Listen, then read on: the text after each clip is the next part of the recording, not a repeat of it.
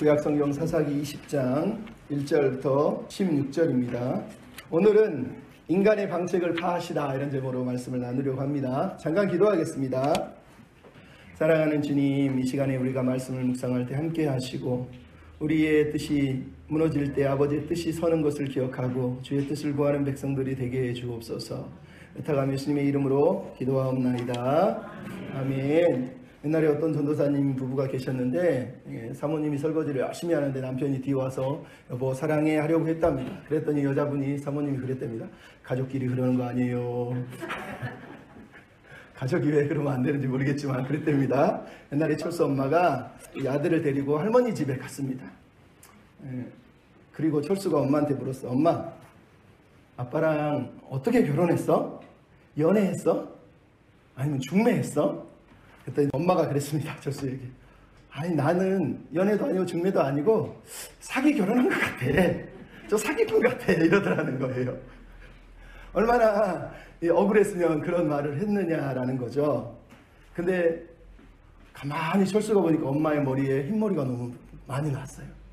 그래서 물었어요. 엄마, 왜 이렇게 흰머리가 많이 나는 거야? 그랬더니 엄마가 그랬습니다. 다 너 때문이야, 이 녀석아. 네가 내 말을 좀 들었으면, 공부를 잘했으면, 속을 안 새겼으면 내가 이렇게 머리가 하얘졌겠니? 다 너 때문에 그런 거야. 네가 속만 안 새겼으면 내 머리가 이렇게 하얗게 변하지는 않았어. 철수가 그 말을 가만히 듣고 있다가 할머니를 봤어요. 그리고 엉엉 울었어요. 엄마가 너 왜 그러니? 할머니가 불쌍해요. 할머니 머리가 저렇게 하얀데 엄마 어떻게 하신 거예요? 엉엉 울었다는 거예요. 여러분, 우리는 살면서 자기 잘못, 자기 책임을 자꾸 남한테 전가합니다. 너 때문이야. 너 때문이야. 자기의 문제를 생각하지 않고 모든 것을 남에게 전가하려고 하는 거죠. 우리는 살면서 그래서 그렇습니다. 내 눈에 마음에 안 드는 사람이 있으면, 좀 나쁜 놈들 같으면 다 누가 옆에다 좀 섬에다가 처박아 놓으면 이 세상은 행복해지고 아주 좋아질 거라고 생각하는 사람들이 너무너무 많다는 거예요. 근데 문제는 여러분, 인간의 선과 악을 나누는 기준은 저 밖에 있는 게 아니라 우리 마음에 있어요. 마음에. 그래서 알렉산더 솔제니친이 그랬어요. 인간의 모든 선과 악의 기준은, 그 선은 우리의 인간의 마음 중심을 지나간다는 거예요. 즉 내가 선한 것 같지만 나는 조금만 잘못하면 악인이 될 수 있고 나도 나쁜 놈이 될 수 있다는 거예요. 근데 우리가 그걸 자꾸 잊어버려요. 그래서 나는 선하고 저놈은 나쁜 놈이니까 저놈들은 징계하고 저놈들은 없애버리고 싹 쓸어버려야 된다고 생각하는 경우들이 너무 많다는 거예요. 근데 여러분, 인간은 선해 보이지만 악한 사람들이고 악인들이 사실은 따로 있는 게 아니에요. 내가 얼마나 악할 수 있는지를 깨닫지 못하는 순간 공동체는 무너지는 거예요. 여러분, 우리가 이렇게 간사해요. 겉으로는 착해 보이고 괜찮아 보이지만 여러분, 저 자신을 보면 알잖아요. 얼마나 간사하고 얼마나 교만하고 얼마나 왜곡되기 쉬운 존재들인지. 여러분, 우리가 그거를 깨달아야 돼요.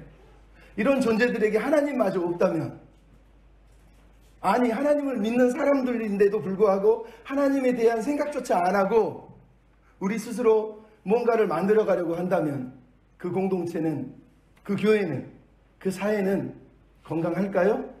건강해질까요? 여러분, 오늘 본문에 나오는 이야기가 그렇습니다. 온통 인간들의 방책, 인간들의 모략, 인간들의 생각과 의견이 가득해서 인간들이 전략을 짜고 인간들이 전쟁을 벌이고 있는 이야기가 오늘 본문에 나오는 사사기 20장이에요. 근데 하나님께서 그들이 세운 의견, 그들이 세운 방책, 그들이 세운 전략을 모두 결국은 파하셨다라는 게 오늘 본문 마지막까지 읽으면 나와요. 오늘은 절반만 다룰 것이지만 왜 그럴까요? 왜 하나님이 인간들의 방책과 모략을 다 파하실까요? 그것은 인간의 영성이, 인간의 마음이 뒤틀려 있기 때문에, 여러분, 우리는 선한 것을 만들 수 있다고 생각하지만 사실 만들지 못합니다. 사탄도 그것을 못 만듭니다. 그래서 C.S. 루이스라는 사람이 그랬어요. 사탄이 가장 잘하는 일이 뭐냐? 뒤트는 거라고 그랬어요. 뒤튼다. 즉 진리가 있는데 진리를 뒤틀어서 가짜인데 이걸 진리라고 얘기하는 거예요. 그러면 사람들이 그게 진짜인 줄 아는 거예요. 광명의 천사라고 우리가 보통 부르는 거죠. 천사니까 진짜겠지, 이게 진리겠지, 이렇게 얘기한다는 거예요. 하지만 그거는 뒤틀려 있는 거예요. 오늘 본문에 나온 19장부터 21장의 내용이 뭡니까?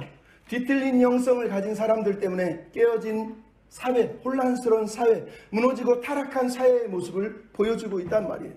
뒤틀린 영성을 가진 한 개인 때문에 하나님의 형상이 무참히 짓밟히고 있고, 한 가정이 무너지고 있고, 한 공동체가 무너질 뿐만 아니라 전 나라가 이제 내전을 겪으면서 자기 민족끼리 싸우고 죽이는 사건이 벌어지고 있는 거예요. 그래서 어떤 학자가 오늘 본문 사사기 20장, 21장의 주제가 뭐냐? 모든 것이 그리고 모두가 잘못되었다. 이게 주제라는 거예요. 모든 것이 그리고 모든 사람이 다 잘못되었다라는 거예요. 여러분, 뒤틀린 영성을 가지면, 내가 뒤틀린 사고를 가지고 살면 나만 잘못되는 게 아니라 가정도 사회도 다 무너지는 거예요. 그럼 여러분, 오늘 본문을 보면서 이렇게 뒤틀리고 혼란스러운 이스라엘 사회뿐만 아니라 오늘 이 뒤틀리고 혼란스러운 이 땅을 살아가는 우리가, 비록 이스라엘은 이 뒤틀린 세상을 바꾸는 데 실패했지만 우리는 실패하면 안 되지 않습니까? 그러면 우리는 바로 잡기 위해서, 실패하지 않기 위해서 어떻게 해야 될까요? 그것은 삶을 다시 정돈하는 거예요. 우선순위를 다시 세우는 거예요. 우선순위를 세운다는 게 뭐예요? 왜냐하면 뒤틀려 있으니까, 잘못되어 있으니까. 단추를 잘못 낀 거예요. 첫 단추부터 잘못됐다는 거예요. 오늘 본문은 어디서부터 시작하라고 그럽니까? 여기서부터 시작하라고 그러는 거예요. 따라서 합시다. 말씀을 통해 분별력을 가지라. 말씀을 통해서 분별력을 키우라는 거예요. 인간의 방책들, 인간의 전략들, 인간의 모략을 내려놓고 말씀을 통해서 이것이 옳고 그른지를 파악할 수 있는 능력을 가지라는 거예요. 여러분, 우리가 19장을 봤지만 19장에 처참하게 죽임을 당할 뿐만 아니라 남편인 레인이 자기 아내를 12조각을 나눠서 이스라엘에 보냈다는 걸 알 수 있어요. 그리고 나서 오늘 본문에 미스바에 사람들이 모여서 이스라엘 백성들이 총회를 열고 있어요. 그리고 그들이 선택하고, 그들이 결정하고, 그들이 회의하고, 그들이 의견을 내고, 그들이 방책을 세운 다음에 나온 결과가 비극이었다라고 오늘 본문이 얘기하는 거예요. 왜? 문제는 의견과 방책들을 내는 이 사람들 가운데 영적인 분별력을 가지고 있는 사람이 단 한 사람도 없었다는 거예요. 모두가 잘못되어 있었다는 거예요. 그게 오늘 본문이 말하는 내용이에요. 첫째, 그들은 왜곡된 시선, 즉 왜곡된 판단력을 가지고 이 상황을 해결하려고 했다는 걸 우리가 알 수 있어요. 20장 1절에 왜 이스라엘의 모든 자손들이 모였다고 합니다. 단에서 부엘세바 길르앗 땅까지라고, 이 말은 전국에서 모든 사람이 다 모였다라고 얘기하는 거예요. 근데 여기 미스바 총회라고 써있는 미스바라고 하는 히브리어 단어는 한글로 번역하면 망대, 파수대라는 뜻이에요. 무슨 얘기예요? 망대에 서서, 파수대에 서서 상황을 바라보고 시선을 크게 뜨고 상황이 어떻게 돌아가는지를 바라볼 수 있기를, 미래를 위해서 준비하기 위해서 모인 게 바로 이 미스바 총회라고 하는 곳이었다는 거예요. 그래서 이스라엘은 언제나 국가적인 문제가 생기면 미스바에 모여서 미스바 총회를 열어서 국가적인 문제를 해결을 했어요. 그러니까 미스바 총회가 모인 것 자체가 잘못된 건 아니에요. 중요한 건 뭐예요? 그들이 무엇을 보고 있느냐는 거예요. 하나님이 보여주시는 것을 보고 있는 것인지, 아니면 그들이 보고 있는 것은 하나님이 보시는 것하고 전혀 다른 것인지를 오늘 본문이 우리에게 들려주고 있다는 거예요. 왜? 19장 30절에 우리가 지난주 마지막 절에 뭐라고 썼어요? 30절 보십시오. 그것을 보는 자가 다 이르되 이스라엘 자손이 애굽 땅에서 올라온 날부터 오늘까지 이런 일이 일어나지 아니하였고 보지도 못하였도다. 이 일을 생각하고 상의한 후에 말하자. 여러분, 이 모든 일을 다 봤다는 게 무슨 얘기예요? 하나님이 보여주셨다는 거예요. 니네들 지금 이 상황을 보고 있지? 라고 하나님이 말씀하신 거예요. 이스라엘 모든 자손이 이 상황을 다 지금 보고 있어요. 근데 뭐가 틀려요? 하나님이 보시는 시각은 뭐예요? 이 처참한 사고의 이유는 이스라엘 백성들의 타락과 우상 숭배 때문이라는 거예요. 근데 이스라엘 백성들은 지금 보여서 뭐예요? 자기들이 모여서 자기들의 시각으로 보면서 이건 베냐민 지파 저놈들 때문이야 라고 결정을 했다라는 거예요. 여러분, 첫 단추가 틀렸다라는 거예요. 베냐민이 틀렸다, 기브아가 잘못됐다라는 걸 부정하는 게 아니에요. 그들이 잘못됐지만 하나님이 이 상황을 보여주시는 이유는 이스라엘 자손들이 범한 범죄, 타락, 우상 숭배를 먼저 보라고, 너희들의 범죄함과 우상 숭배 때문에 이 비참한 사건이 일어난 거야 라고 보여주시려고 이 사건이 일어난 거라는 거예요. 그들은 망대에 서서, 미스바에 서서 왜 이런 일이 일어났을까를 하나님의 눈으로, 하나님의 시각으로 쳐다봤어야 되는 거예요. 근데 오늘 본문이 비극이 뭡니까? 2절에 보면 온 백성의 어른이, 이스라엘의 모든 지파의 어른들이 모였다는 거예요. 몸은, 나이는 어른인데 그 누구도 영적으로 존경받을 만한 어른이 없는 거예요. 맨날 고개 들고 나는 어른이야. 나는 어른이라니까 어른 대접하라고. 내가 결정한 거 다 따라. 이렇게 말할 줄 알았지 이 상황이 어떻게 돌아가는지를 볼 수 있는 영적인 시각을 가진 정말로 존경할 만한 어른이 없다는 거예요. 여러분 이 땅의 비극도 똑같은 거 아닙니까? 다 내가 어른이 있네, 내가 권세 잡네, 내가 다 누리고 내가 다 휘두르네 까불지만 영적인 시각은 어두워져서 상황 판단을 전혀 하지 못하는 거예요. 그게 비극인 거예요. 오늘 보면 비참한 게 이 어른들이 모여서 뭘 했다고요? 레인의 말을 일방적으로만 받아들이고 그 레인의 말만 듣고 모든 것을 판단하고 있다는 거예요. 그럼 구약에서 어떤 사건이 일어나면 언제나 진상을 조사하고 사태를 파악하고 나서 그 다음에 행동하는 거예요. 최소한 두세 증인을 불러서 그 상황이 어떻게 됐는지를 물어본 다음에 재판을 한 사람을 재판할 때도 재판을 하는데 국가에 재난이 일어났으면 수많은 상황을 다 파악한 다음에 일을 처리해야 된다는 거예요. 근데 지금 이 사람들은 뭐 하고 있어요? 레인의 말만 쏙 들어놓고 레인의 말만 따라서 한 사람의 진술에 의지해서 모든 것을 결정해버렸다는 거예요. 희생자가 버젓이 저기 있는데 희생자가 누군지 그녀의 이름도 모르고 그녀가 어떻게 살았는지 왜 저런 비극을 당했는지 제대로 애도 한번 하지도 않으면서 그냥 레인의 부인인데 죽었대. 야 우리 가서 난리 치자. 여러분 진짜 희생자를 향한 애도가 있어야 되는 거 아닙니까? 왜 죽었는지 무엇 때문에 죽었는지를 알아야 되지 않습니까? 근데 그거는 다 덮어버리고 정치적으로 이용을 하고 있어요. 레인이 난 레인이니까 나는 존경받아야 되는데 나한테 이런 일이 일어나면 안 되지. 어떻게 나한테 이런 일이 일어날 수 있어? 내가 목사인데. 그러면서 사람들을 영적인 자기 권위를 가지고 끌어모아서 호도했다는 거예요. 그러면 입다의 딸은 이스라엘 백성들이 4일간 애도를 하면서 그 불쌍한 딸을 위해서 애도하는데 이 여인, 이 어린 소녀, 이 첩에 대해서는 그 누구도 제대로 한번 애도하지 않습니다. 이름도 얘기하지 않습니다. 그냥 베냐민 기브아 죽이러 가자는 거예요. 그럼 이게 비극이라는 거예요. 비극. 왜 이 상황을 분별하고 판단할 능력을 가진 사람이 한 명도 없는 겁니까? 판단해야 되는 거 아닙니까? 어른이라면 몸만 나이만 어른이지 무슨 어른입니까? 두 번째는 레인의 왜곡된 거짓 선동이 문제예요. 왜곡된 진실을 지금 얘기하고 있어요. 여러분 4절부터 6절에 레인에게 네가 할 말이 있으면 무슨 일이 일어나는지 얘기해봐라 그랬습니다. 레인이 진실은 조금 얘기하고 나머지는 다 과장을 해서 자기 중심으로 얘기하고 있어요. 본인의 어린 아내이자 첩에게 자기가 행한 것은 다 은폐해놓고 기브아 사람들이 자신을 죽이려고 왔다가 저 여자를 엿보이고 죽였다는 거예요. 기브아 사람들이 자신을 죽이기 위해서 왔다는 거예요. 레인이 뭐라 그 여인의 남편이었다. 그냥 그 여인의 남편이었다는 것만 강조하지 남편다운 역할을 한 적이 있습니까? 남편답게 살았습니까? 아무것도 안 했단 말이에요. 근데 그는 자기가 지은 죄는 아무 얘기하지 않고 4절부터 6절에 무려 8번 나옵니다. 내가 내 첩이, 내가 내가 내 첩이, 내가 내 첩이 다 나 중심이에요. 내 중심으로 해석을 다 해서 자기가 원하는 얘기는 다 들려주고 자기가 가지고 있는 수치스러움과 범죄함과 비겁함과 그 초라한 모습은 다 숨겨놓고 얘기를 하고 있단 말이에요. 그래놓고 자기가 레인인데 받은 명예의 실추, 자기가 당한 재산의 손해, 이 여자는 내 재산인데 그 손해를 통해서 너무너무 억울하다는 거예요. 그래서 보복을 하고 싶으니까 보복해달라고 이스라엘 전체 백성들을 끌어모아서 지금 가짜뉴스를 통해서 선동을 하고 있는 거예요. 자기 종교적인 신분을 이용해서 내가 목사야, 내 말은 다 진리야, 내 말대로 해야 돼. 그러면서 사람들을 끌어모아서 선동을 해서 한 나라를 내전으로 몰아갔다고 오늘 본문이 얘기하는 거예요. 너무 심각하지 않습니까? 심각한 영적인 도덕적 문제를 가진 레인의 말을 듣고 이스라엘 백성들은 이 가짜뉴스에 선동이 돼서 이제 전쟁이 일어나고 서로가 서로를 죽이고 있는 거예요. 진상을 파악하는 일을 하지 않고 가짜뉴스만 덥석 듣고 저 사람이 말한 자극적인 상황과 뉴스만 보고 그래 12조각으로 나눈 이유가 그런 이유야? 그러면서 지금 레인 말만 듣고 베냐민 지파를 죽이려 했다는 거예요. 여러분 이게 슬픈 거라는 거예요. 여러분 이 시대가 가장 힘들어하는 게 뭡니까? 온 세계가 몸살을 앓고 있는 게 뭔지 아세요? 다 아시잖아요. 가짜뉴스라고 그래요. 우리나라면 그러잖아요. 미국도 그렇고 유럽도 그렇고요. 모든 세상이 다 가짜뉴스로 힘들대요. 왜 사람들은 가짜뉴스를 퍼나를까요? 그래, 그들은 나르라 그러세요. 근데 왜 교회는 그러고 있는 거예요? 교회가 판단하는 건 말씀이지 가짜뉴스가 되면 안 되는 거거든요.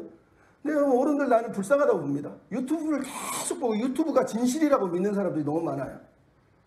조금만 젊은 사람들이야 그나마 모르겠어요. 젊은 사람도 바보들이 많으니까 진실을 좀 파악해보고 팩트 체크해보면 되지 않습니까? 근데 어른들은 그런 거 파악할 능력이 없어요. 누가 유튜브 카톡 하나 보내주면 계속 보면 그 내용에 따라서 다른 게 또 계속 알고리즘이 물어오면 그게 자기 세상이에요. 그게 전부라고 믿어버린다는 거예요. 근데 저는 뭐 그게 제가 불쌍하다는 게 무슨 얘기냐면 그런 거 만드는 사람들은 자기 돈벌이 하려고 만드는 거잖아요. 근데 뭘로 거기다가 돈벌이 해줍니까? 그러면 우리가 그렇게 살면 됩니까? 확증 편향이라 그러잖아요. 내가 원하는 것만 계속 받아들이고 내가 원하는 것만 계속 보면 나머지는 다 무시되고요. 나머지가 다 왜곡이 돼버려요. 지금 레인이 하고 있는 일이 그거라니까요. 목사라는 신분, 레인이라는 신분을 이용해서 자기가 하는 말은 다 옳기 때문에 베냐민 지파를 죽여야 된다는 거예요. 비참한 거예요. 그래서 여러분, 신앙생활은 똑같아요. 우리도 마찬가지. 목사의 말이 진리가 아니에요.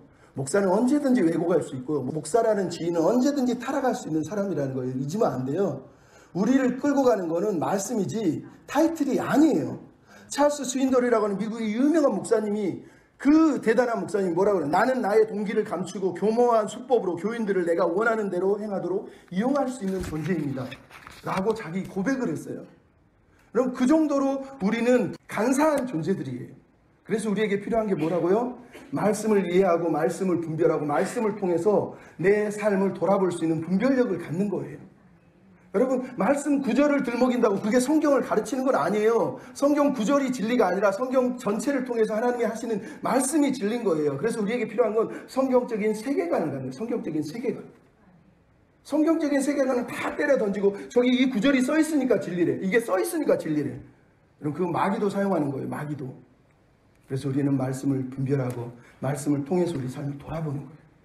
세 번째로 오늘 본문에 나오는 게 뒤틀린 공동체의 왜곡된 열심이에요.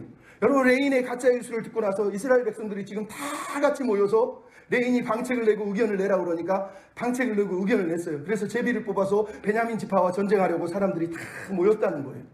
흥미로운 게 뭐예요? 오늘 본문에 제일 많이 쓰이는 단어가 모두 일제히 한 사람같이 모두 다 하나같이 1절, 2절, 7절, 8절, 10절, 11절. 일제히라고 하는 이 히브리어 단어 무슨 뜻이냐? 한 사람같이, 한 사람같이. 그러니까 지금 이 내용이 뭐예요? 모든 사람들이 한 사람처럼 움직이고 있는 거예요. 근데 왜 이게 비참한 줄 여러분 이해하시겠어요? 우리가 사사기를 봤잖아요. 사사기에서 이스라엘 백성이 가나안 전쟁을 위해서 다 모인 적이 한 번도 없어요. 하나님이 가나안 정복하라고 그랬는데 다 같이 모여서 싸운 적이 없다고요. 근데 오늘 본문의 이들은 하나님의 전쟁도 아닌데 자기들끼리 다 같이 모여서 싸우고 이 문제를 해결하기 위해서 목숨 걸듯이 하고 있는 거예요. 여러분 생각해 보십시오. 비참하지 않습니까? 무려 40만 명은 사사기에서 가장 많은 숫자예요. 제일 많은 숫자가 모인 거예요. 11절에 보면 모두가 한 사람같이 하나같이 합심했다. 일사천리로 해결했다는 거예요. 제가 다시 말씀드릴게요. 가나안 전쟁이 일어나서 하나님이 가나안을 정복하라고 그랬어요. 사사들이 동원령을 내렸어요. 세상에 이스라엘 백성들이 동원령에 몇 명이나 참석했습니까? 다 모인 적이 한 번이라도 있나요? 없어요. 두보라 시대에는 길르앗, 아셀, 므낫세 다 빠졌고요. 기드온이 싸울 때도 에브라임 빠졌고요. 입다가 싸울 때도 에브라임 빠졌고, 심지어 삼손이 혼자 호렬단신으로 싸울 때는 아무도 도와주지 않았고요. 삼손 사사를 죽이려고까지 해서 팔아넘겼던 사람들이 이스라엘 백성이라는 거예요.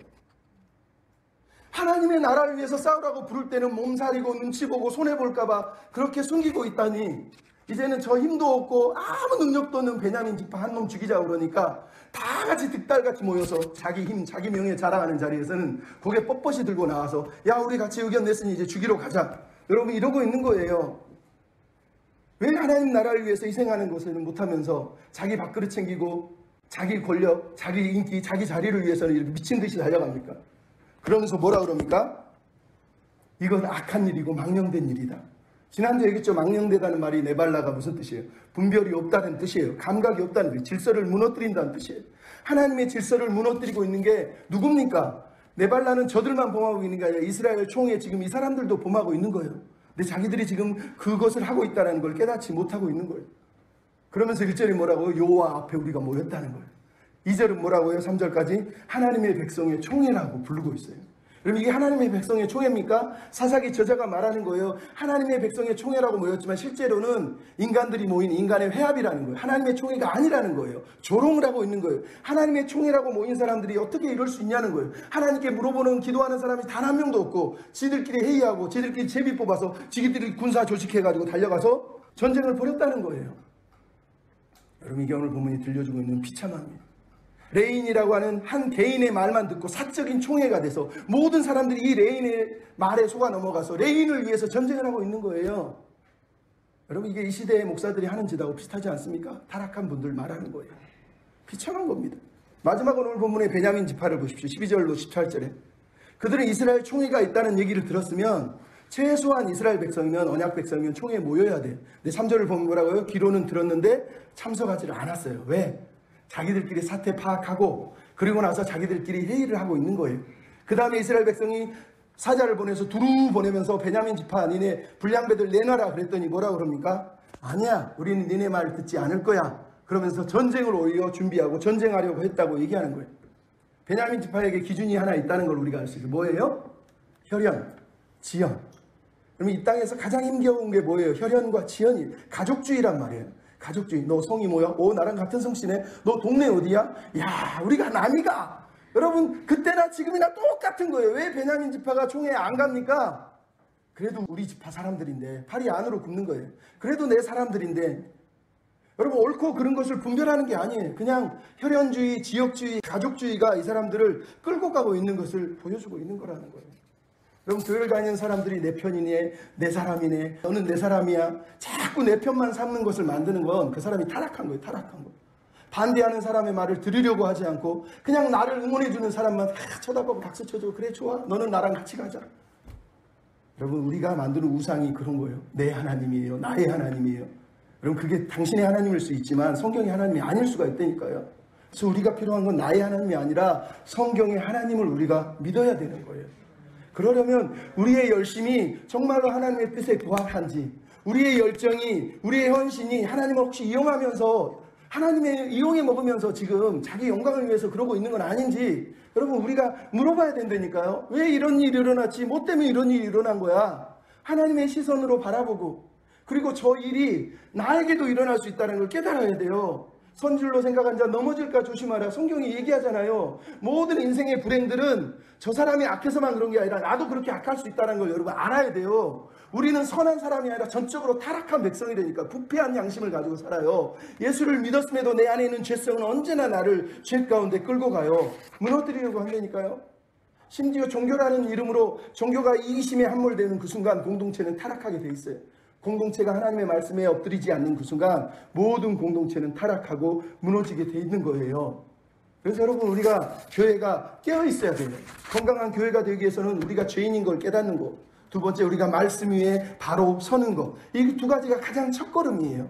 말씀 위에 서면 내가 죄인임을 알아요. 내가 죄인임을 아는 사람은 말씀 위에 설 수밖에 없는 거예요. 그럼 그게 우리에게 필요한 거예요. 유주영이라고 하는 분이 이런 글을 썼어요. 어리석은 이는 죄악을 지으면서도 멈춰서지 아니하나 지혜로운 이는 선을 행하면서도 멈추어 자신을 돌아본다. 어리석은 이는 죄악의 심판 불구덩이 속에서도 자신을 돌이키지 아니하나 지혜로운 이는 선행의 상급으로 찬사를 받는 속에서도 자신을 돌이켜 삼가함을 잃지 않는다. 여러분, 이게 믿음의 사람인 거예요. 어리석은 사람은 하나님을 이용하고 말씀을 이용해 먹지 말씀 앞에 서지를 않아요. 자기가 죄인임을 몰라요. 하지만 지혜로운 사람, 말씀의 사람, 말씀의 공동체는 늘 삼가는 거예요. 늘 자신을 살펴보는 거예요. 내가 범죄하진 않았을까? 내가 잘못한 건 아닐까? 여러분, 우리가 배웠잖아요. 느헤미야 1장에 보면 예루살렘 성벽이 소화가 됐대요. 근데 느헤미야가 뭐를 하고 있어요? 자기는 이국 땅에 사는데 저 사람들하고 상관도 없는데 따지고 보면 이민 3세인데, 근데 느헤미야가 뭘 했다고 돼 있어요? 성경에? 울면서 하나님, 우리가 죄인입니다. 내가 죄인입니다. 모든 죄를 자기가 끌어안으려고 했다는 거예요. 여러분, 그게 하나님 앞에 서야 될 우리의 모습이란 말이에요. 다윗은 어떻습니까? 자기를 죽이려고 달려오는 사울을 보면서 제일 먼저 도망간 것이, 달려간 것이 하나님의 성소였어요. 그 다음에 사울을 죽일 기회가 있었는데도 사울을 죽이지 아니하고 어떻게 합니까? 나는 벼룩 같고 나는 죽은 개 같은 나를 왜 쫓아오십니까? 나는 하나님께 심판을 맡겨드립니다. 그러면서 그 사울의 못나고 악랄하고 저질스러운 인간임을 욕하는 게 아니라 자기를 벼룩처럼 개처럼 낮추면서 하나님의 말씀 앞에 자신을 돌아보는 사람이 다윗이었다고 성경이 얘기를 하고 있어요. 사도 바울은 하나님을 믿는 기독교인들을 죽이러 쫓아다녔는데 나중에 하나님을 믿고 나서 뭐라 그럽니까? 내가 사람과 혈육과 의논하지 아니하고 아라비아로 가서 하나님의 말씀을 묵상하고 하나님의 뜻을 먼저 분별한 후에 나중에 사도를 만나고 예루살렘에서 사람들을 만났다고 성경이 얘기하고 있어요. 지금 이 내용이 뭡니까? 다 똑같은 얘기예요. 우리에게 필요한 건 인간의 노력과 인간의 방책과 인간의 술수가 아니에요. 왜? 우리가 세운 술수는 우리의 죄성 때문에 다 뒤틀리고 왜곡되고 무너질 거거든요. 우리에게 필요한 건 말씀 앞에 서는 거예요. 말씀 앞에 서는 공동체가 되어야 돼요. 그럴 때 뒤틀린 세상에서 우리는 기독교인답게 크리스찬답게 살아갈 수 있고 이 세상을 치유할 수 있고 변화시킬 수 있는 거예요. 세상의 신념에 가짜뉴스에 헛된 것들에 휘둘리지 말고 말씀에 비추어서 내 삶을 돌아보고 말씀에 비추어서 내 신앙관을 세워가는 믿음의 사람들이 다 되시기를 부탁드립니다. 아멘.